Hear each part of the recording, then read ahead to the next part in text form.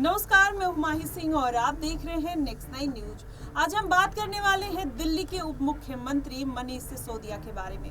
जिस तरीके से मनीष सिसोदिया ने 7 बार याचिका लगाई थी राउज रेवेन्यू कोर्ट में, फिर उनकी याचिका खारिज होती हुई नजर आई। अब उन्होंने रुख कर लिया है हाई कोर्ट का, लेकिन वही के कविता को अब राउज रेवेन्यू कोर्ट से और हाई कोर्ट से बड़ा झटका लगा है। तो ऐसे में क्या अब मनीष सिसोदिया को बड़ी राहत मिलेगी या फिर नहीं, या फिर वो जेल के सलाखों के पीछे ही रहते हुए नजर आएंगे? ये तमाम सवाल है हमारे पास और हमारे साथ मौजूद है तनुज। इनसे जानते हैं तनुज कि आप बताइए कि क्या मनीष सिसोदिया जिस तरीके से 1.5 साल होने वाले हैं और वो जेल में मौजूद है, आपको क्या लगता है कि लोकसभा चुनाव चल रहा है, तीसरे चरण का चुनाव होने वाला है, तो ऐसे में क्या उनको राहत मिलेगी या नहीं?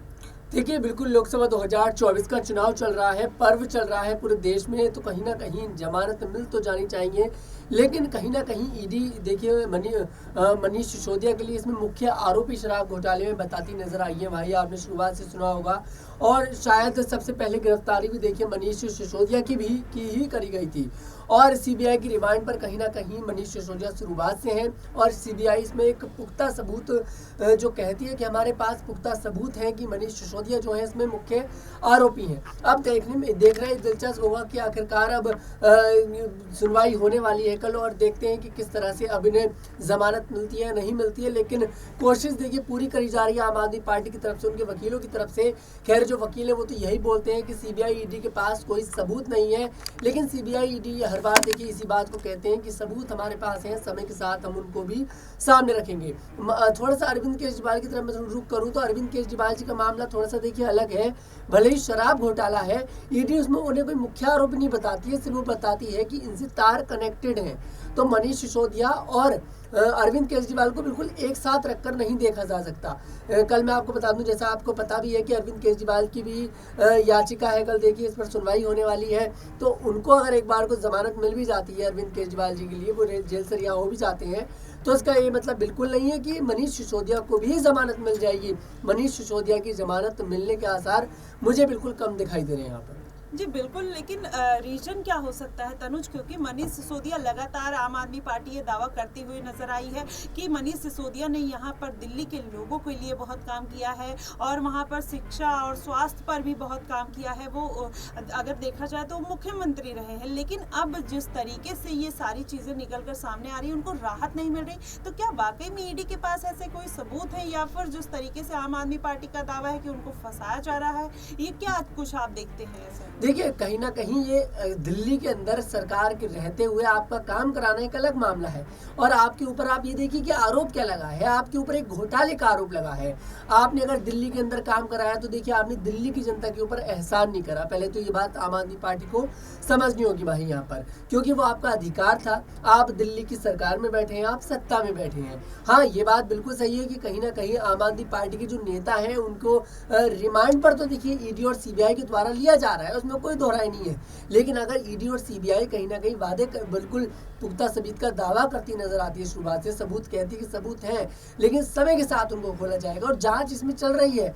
अब ऐसे में मनीष सिसोदिया को देखिए समय भी काफी हो गया, वो संजय सिंह से पहले जेल जा रखे थे और संजय सिंह जी को देखिए जमानत मिल जाती है और मनीष सिसोदिया जी को जमानत नहीं मिलती है। और मैंने आपको जैसे पहले ही बताया कि सीबीआई इसमें उन्हें मुख्य आरोपी बताती है और मुख्य आरोपी को अगर वो कह रहे हैं कि मुख्य आरोपी है तो उनकी जमानत तो मुझे यहाँ पर मुश्किल नजर आ रही है और बहुत कठिन साबित होती नजर आ रही है। काम करना एक अलग चीज है, लेकिन आप ये भी देखिए कि आपके ऊपर आरोप क्या लगा है, आपके ऊपर एक घोटाले का आरोप लगा है। आरोप ऐसा कि जिसमें पैसों का लेन देन बहुत ज्यादा हुआ है, करोड़ों रुपए का हुआ है। दावा ये करती है ईडी सीबीआई कि गोवा में जो चुनाव लड़ा गया आम आदमी पार्टी के द्वारा, वो दिल्ली शराब घोटाले से आए हुए पैसे के द्वारा लड़ा गया।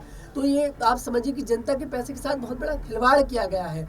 तो अब देखते हैं कि अगर आरोपी सिद्ध होते हैं तो गलत। यहाँ पे मैं रोकना चाहूंगी, जैसा आपने बोला, लेकिन अगर आम आदमी पार्टी ने कोई घोटाला किया है और वो पैसा कहीं पर लगाया है, तो पैसा तो उनके पास नहीं देखने को मिल रहा ना। और वो पैसा जो भी लगा गया है वो जनता के लिए यूज हुआ है, या कहीं ना कहीं इसके पहले भी आप देख लीजिए, अजीत पवार की बात कर लीजिए, छगन भुजबल की बात कर लीजिए, इन लोगों ने पैसा लिया है और खाया है, फिर भी वो बीजेपी पार्टी में शामिल है। तो ऐसा क्या आम आदमी पार्टी को चुनाव का माहौल है इसलिए उनको दबाने के लिए ये सारी साजिश रची जा रही है, या फिर वो वाकई में किसी तरीके के दोषी इतने ज्यादा पाए गए हैं जिस तरीके से उनके पार्टी के तमाम बड़े नेता सजा भुगतते हुए नजर आ रहे हैं? देखिए, इसमें कोई दोहराई नहीं है कि कहीं ना कहीं भारतीय जनता पार्टी इस समय वॉशिंग मशीन का काम कर रही है कि अगर आपके अंदर कोई पाप है, आपके अंदर कोई मैल है, तो आप हमारी पार्टी में आइए, हम आपको धोकर बिल्कुल नया कर देंगे। तो इस बात में कोई दोहराई नहीं है। माही बीजेपी पार्टी के लिए ये बात मैं भी कहूँगा कि बीजेपी पार्टी उन नेताओं को एक्सेप्ट कर लेती है जिनके ऊपर कई संगीन आरोप लगे होते हैं। और लेकिन आम आदमी पार्टी अगर ये वाले दावे करते नजर आ रही है कि बीजेपी पार्टी वॉशिंग मशीन का काम कर रही है, तो झूठ नहीं कर रही है। इसमें बिल्कुल आम आदमी पार्टी की सराहना की जाएगी।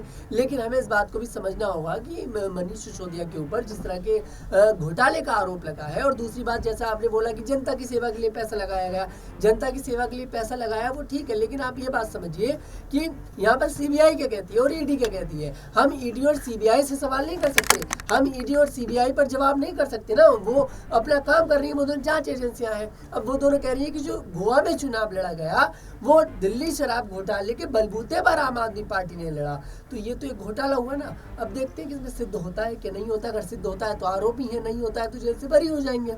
जी बिल्कुल, लेकिन जिस तरीके से मनीष सिसोदिया पूरी जद्दोजहद करते हुए नजर आ रहे हैं, लेकिन उनका शराब घोटाले मामला कहीं ना कहीं उनके पीछा छोड़ते हुए नहीं नजर आ रहा। संजय सिंह को राहत तो मिल गई है, लेकिन और भी पार्टी के जो नेता हैं अब कहीं ना कहीं उनकी उम्मीदें जगते हुए नजर आ रही है, और वो यही चाहते हैं कि उनकी पार्टी में जल्दी से जल्द उनके जो पार्टी के बड़े बड़े नेता है वो बाहर आ जाए, जिससे पार्टी को एक नया स्तर और एक नई सरजमी दी जाए। लेकिन अब ऐसे में ये थोड़ा मुश्किल नजर आ रहा है। लेकिन अब ये सारी जो एक तरीके से बोला जाए कि जो आशंकाएं हैं वो अरविंद केजरीवाल के ऊपर टिकती हुई नजर आ रही है। पूरी आम आदमी पार्टी और पूरे दिल्ली की जनता की जो निगाहें हैं वो कल की याचिका पर टिकी हुई है। क्या अरविंद केजरीवाल या फिर मनीष सिसोदिया, जिस तरीके से जितने भी बड़े बड़े नेता इन शराब नीति मामले में फंसे हुए हैं, क्या उनको राहत मिलेगी या नहीं, या फिर इस चुनाव में केजरीवाल की जीत होगी या नहीं, ये बड़ा सवाल खड़ा होता है। आपकी इस पे क्या राय प्रतिक्रिया बनेगी कि क्या अरविंद केजरीवाल अपनी पार्टी को